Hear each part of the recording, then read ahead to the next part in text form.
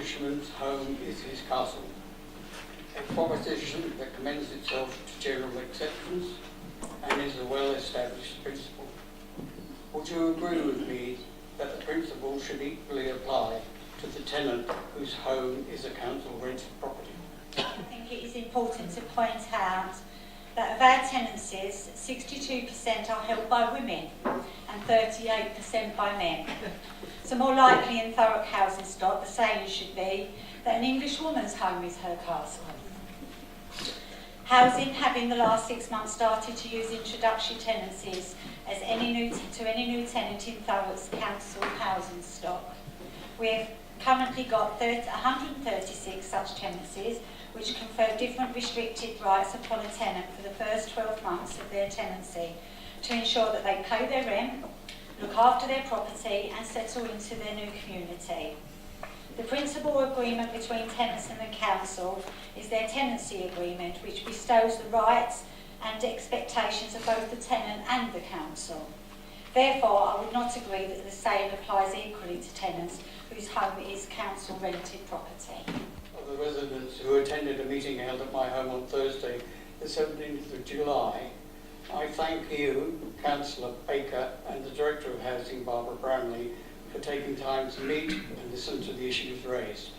Tenants are encouraged that as a result of the meeting, a satisfactory conclusion regarding their concerns will be arrived at. Some councillors may wonder why I felt it necessary to ask such a question. Mr. Perrin, is this a question? Yes, it is, Mr. Mayor, if I might just lead into it. It goes without saying that homes of council tenants are entitled to be treated with the same respect and consideration they would demand for their homes. Unfortunately, all too often this is not the case, as you, Councillor Baker and Barbara Brownlee, witnessed at the aforementioned meeting. This is not the appropriate time to detail the bad experiences of many council tenants when work is being done in their homes or adjacent premises. Suffice to say, some contractors who rely on minimising cost and increasing profit appear to encourage their workforce to march into tenants' homes and get the job done, regardless of the inconvenience caused and in some instances damage. I'm asking you to put the question, please. My question, therefore, is: you have indicated that you recognise that such a problem does exist and needs to be dealt with. So I will ask you to commit yourself to making every endeavour to solve it. May I suggest as a first step, you appoint a council officer to liaise between tenant and contractor at the time a complaint dispute occurs. It was a pleasure to come out and meet with you, and I think that it shows my commitment to tackle any problems that arise in my portfolio head on.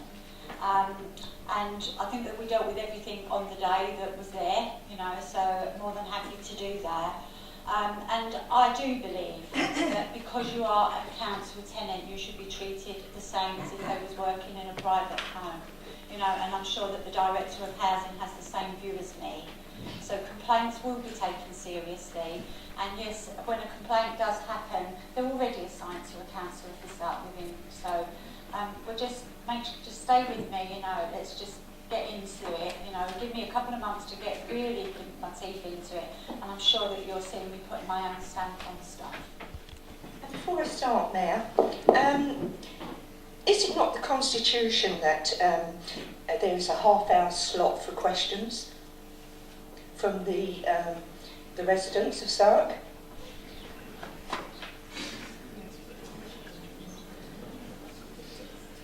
This is maximum of 30 minutes. Right, so Mr. Perrin took maybe 5 minutes.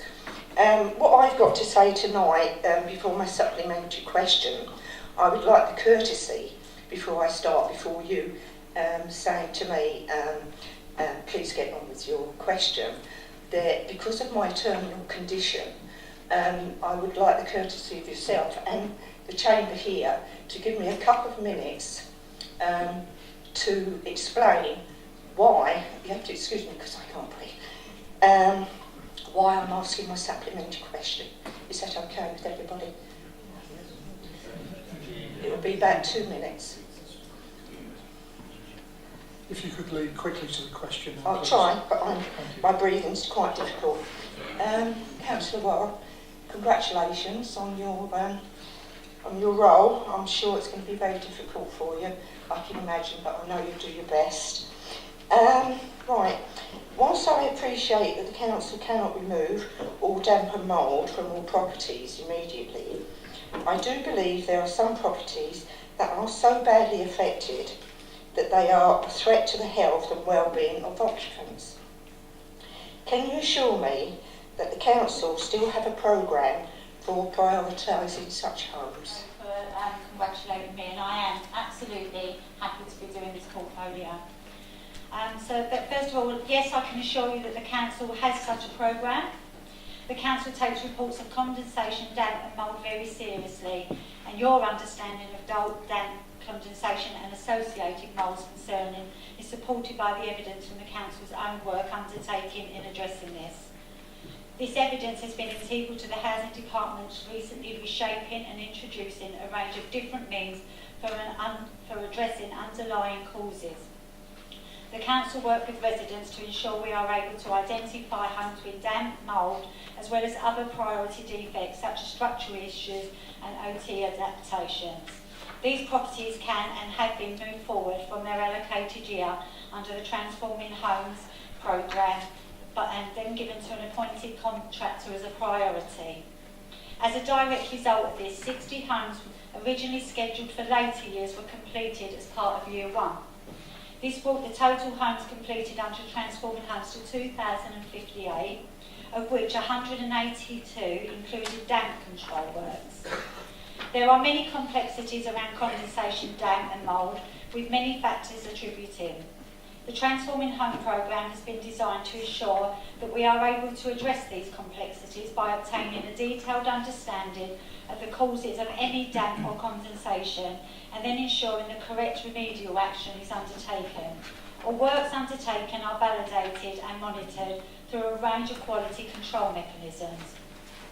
In February 2013, the pilot of our current programme undertook a comprehensive assessment of a number of homes to ensure we have a detailed understanding of the types of damp and or associated mould within our council homes.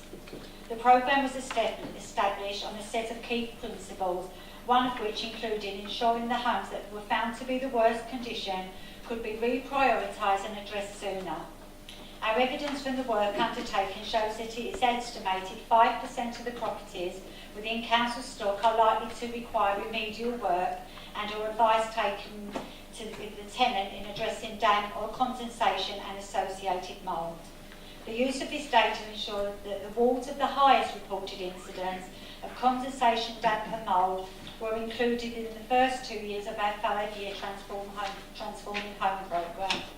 In addition, we are also in the processes of introducing a new leaflet to inform tenants about the different types and causes of condensation, damp and mould, and offer advice on how they as tenants can help reduce this occurring.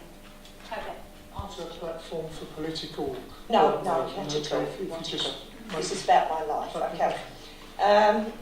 Councillor Worrell, I'm glad that you came there, and I'm sure you're going to try and do a good job. Everybody here to get my picture of aspergillus on the lung, which I've got. So it's a terminal condition.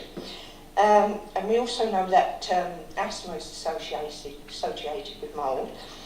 In 2013, Thurrock Council sent a survey around. I had to do a survey of my home in, I think it's March 2013, which was 1 page.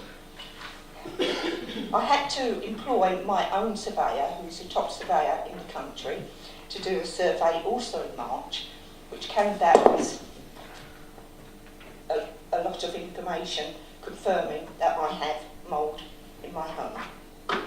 Right.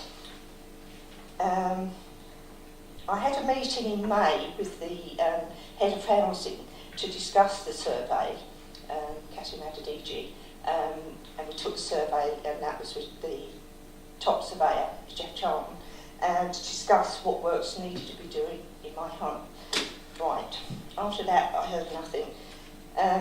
Emails to Director of Housing, Barbara Brownlee, asking if the mould could be done in my home if I was to have any chance of survival. I was completely ignored. A letter from my lung consultant to Thurrock Council saying that I have asthma and aspergillus and plenty of other things on my lungs. That was totally ignored. That was in October 2013. In November, a top surveyor of Thurrock Council came round and just basically sat and had a look at the mould and didn't do any tests, and informed me that he was of greater knowledge than the top surveyor in the country. He promised me that my home would be done before Christmas. I'm still waiting. I spoke to our chief executive in May regarding it was just a quick talk regarding the mould in my home and why I was really struggling. Was told that he would investigate it. Nothing. So what I'm saying, my question to you, Councillor Warren, I'm sorry I've got to say this is going to really not sound very nice. We've got to note that it's 1.5 years down the road for me from when the survey was done, with no works carried out. Could we conclude from all the evidence I have amassed for this council that there is a vendetta towards myself due to my awareness campaign from our Director of Housing, our Chief Executive, the leader of the council and his colleagues? I absolutely probably wouldn't agree with that. But what I am offering is I'm offering that I went to Mr. Perrin's and to the flats where he lives, and we went in every single flat. I'm offering that I will come to your home with Barbara Brandy, and I will have that as a personal thing that we look at your mould. If it's not, if you're telling me that you've been ignored, then that's wrong.